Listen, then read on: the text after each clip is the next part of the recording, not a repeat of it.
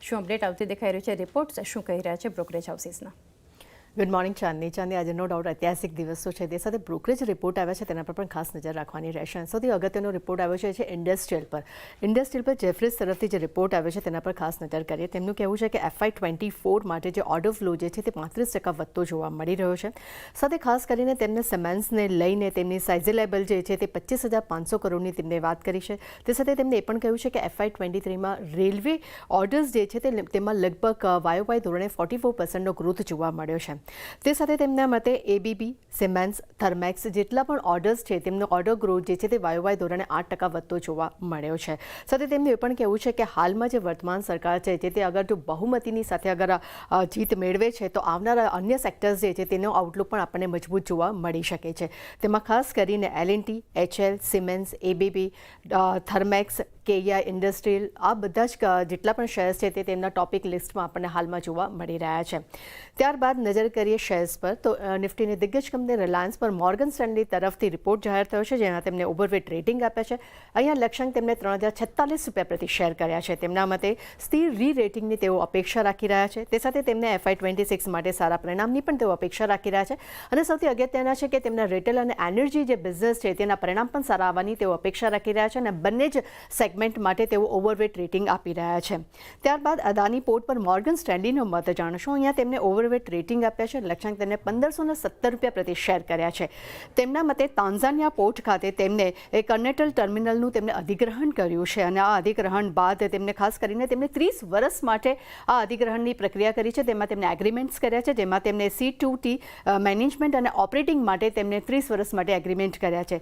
સાથે તેમને જેવી દ્વારા તેમને 39.5 મિલિયનમાં લગભગ 95% હિસ્સાનું તેમને અધિગ્રહણ કર્યું છે. અને સાથે તેમનું એ પણ કહેવું છે કે FY25 માટે કાર્ગો વોલ્યુમ જે છે તે 5% વધવાની પણ તેઓ અપેક્ષા રાખી રહ્યા છે. અને સાથે તેમનું ગંગાવરમ જે પોર્ટ જે છે તે બંધ થયો છે જેને કારણે કરીને ખાસ કરીને 2024માં એપ્રિલ અને મે મહિનામાં તેમને 6 MMT વોલ્યુમ ગ્રોથમાં તો થોડો ઘણો દબાણ જોવા મળ્યું છે પરંતુ ઓવરઓલ તેઓ ખૂબ જ પોઝિટિવ રિપોર્ટ રાખી રહ્યા છે.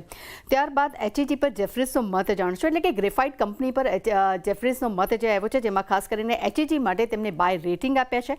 અહીંયા લક્ષ્યાંક તેમને ₹2800 પ્રતિ શેર કર્યા છે. તેમના મતે યુટિલાઇઝેશનમાં 70%નો મજબૂત ગ્રોથ જોવા મળ્યો છે.